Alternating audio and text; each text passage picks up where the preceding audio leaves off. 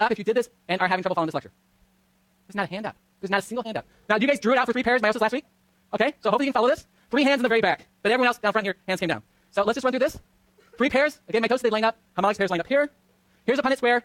I'm going to quick run through the notation system used in the textbook, because that's what you're reading. That's what you've seen before. But then I'm going to show you how our system is so much better. Okay, so it really is. Even the authors, well, Campbell doesn't because he's dead, but the other authors do. Okay, so big A, little a. Campbell writes it this way. Big A next to little a. How many of you seen that notation system? Yeah, it's bad. All right, our system would be big A over little a. This is one homologous pair, and over here is big A over little a. Ours and Campbell's would be big A next to little a. So go ahead and fill in the Punnett square. Go ahead and try that.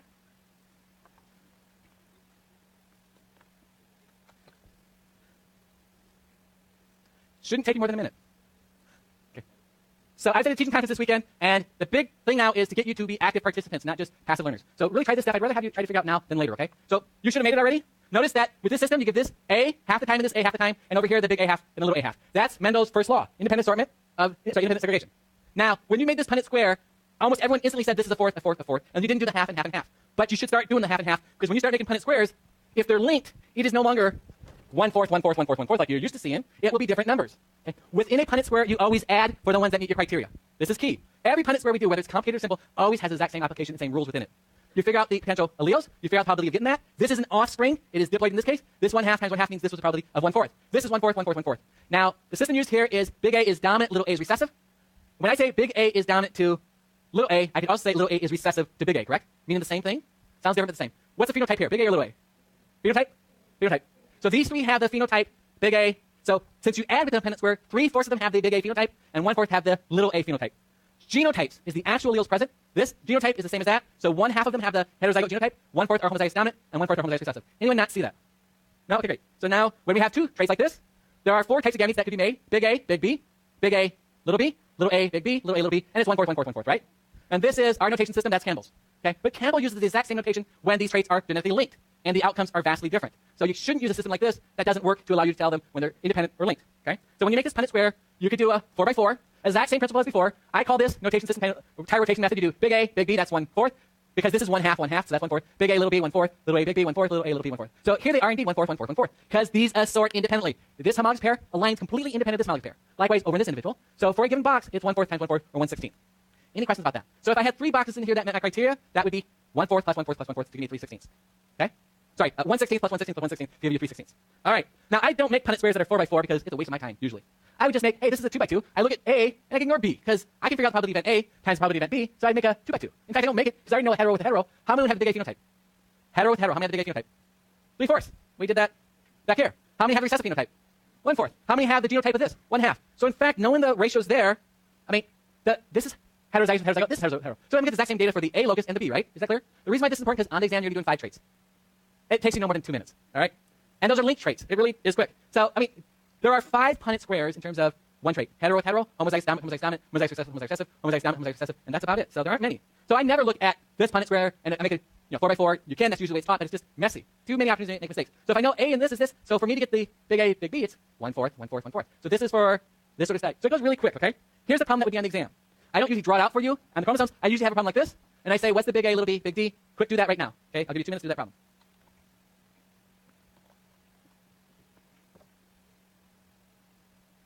This is phenotype, not genotype, phenotype.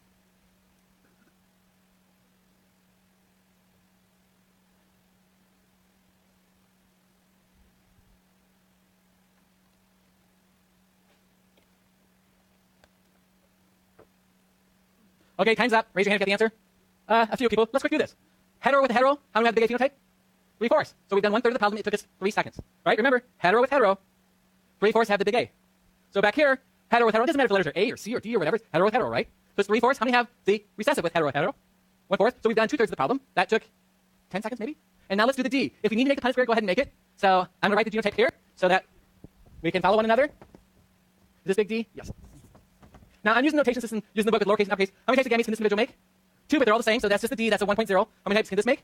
2. The big D is 1/2. The little D is 1/2. That means within a box, it's 1/2. 1/2 times 1, 1/2. And this is big D over little d. What's the phenotype? Big D. Little d over little d. What's the phenotype? Little d. So 1/2 have that, 1/2 have that.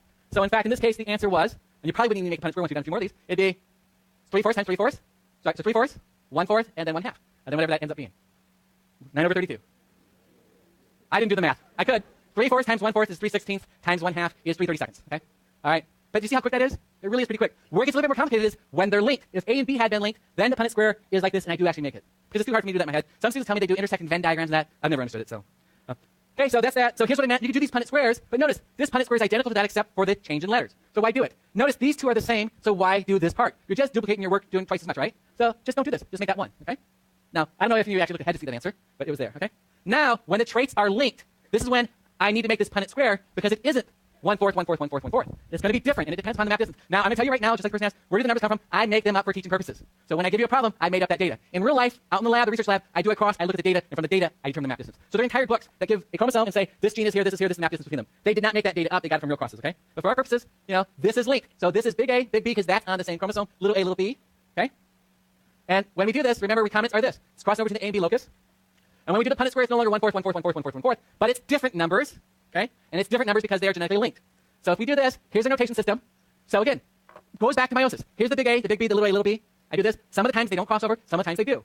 And so when they don't cross over, it's parental type, which is the big A, big B. And for this case, I chose the map distance of 20%. I made it up for teaching purposes, but it would come from real data normally, okay?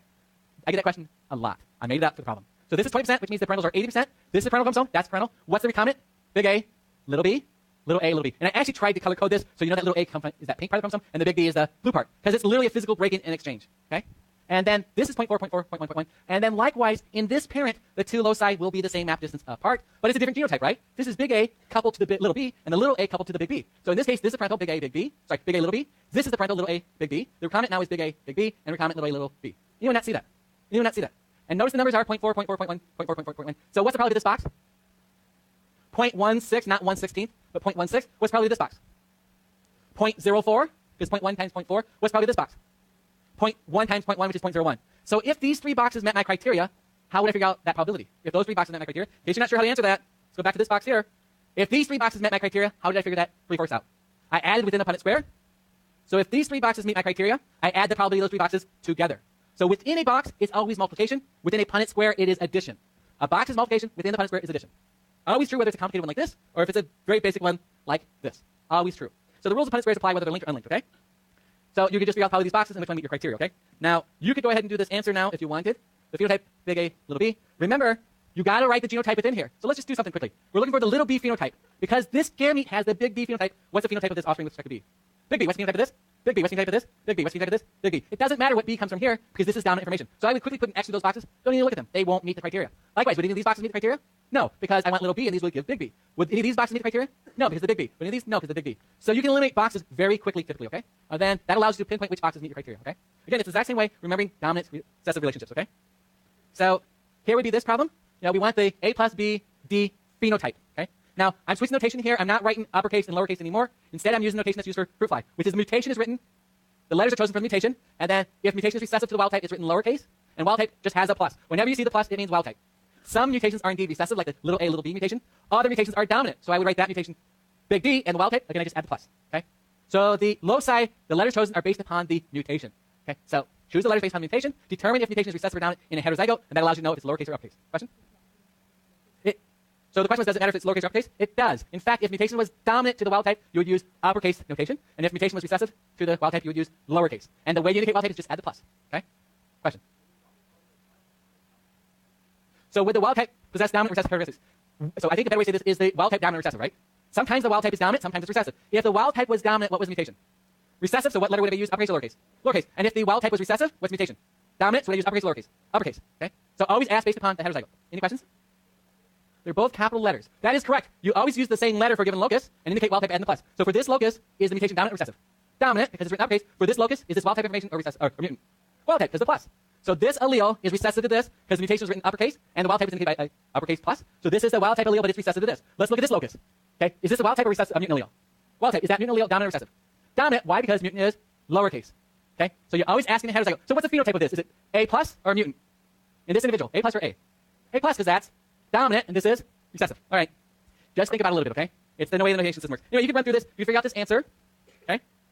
And basically, in this case, let's see if I did this here. If you notice here, a parental is A, B plus, parental A, B. The recombinant is A, B, and the recombinant is A, B plus. But in this case, this recombinant is the same genotype as this, right? Do you see that?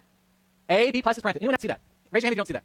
So everyone sees that this is the parental type chromosome here, and does everyone see that this is the parental chromosome there? Raise your hand if you don't see that. So everyone sees that. Excellent. Now the recombinant is this A cross number here. It would then become what? A, B, which is there, and this recombinant would be A, B plus. But in this case, this genetic information is identical to that, right? So it just so happens the recombinant looks like the parental. So why do a 4 by Punnett square like this when this is identical to that? To save time, I would just make it 0.5 and 0.5 and just completely ignore that. Because all the information here is going to be identical to the information here because this is the same contribution. Likewise, all the information here is identical to all the information here because it's the same contribution. So save yourself the time. Don't make a 4 by. You can make a 2 by because it's the same. All you have to do is change the math. Is 0.1 plus 0.4 is 0.5. Okay? This is just showing you a quick way to do some of these. All right, so we have 6 minutes to move on. I'm going to go over fruit fly notation. We've actually done it already, okay? Now, we have done a tremendous amount of genetics. We have pretty much done most of genetics in terms of linked versus unlinked traits, making predictions. You'll need to sit down, take some time to go through this notation system, make the Punnett squares, figure out the probabilities. You will see that this system always works. But the reason why the Campbell system doesn't work is because we've already said the predictions here are vastly different, and they're different than the predictions like this. So if they were independent, that does not equal, if they were linked, does not equal if they had a different coupling. We know that our notation system tells us exactly what the result would be. 1/4 like this, 1/4 like this, 1/4 like that, 1/4 like that. Parental like this, recombinant like this, recombinant like that. Parental like this, parental, recombinant. But Campbell's system would write this.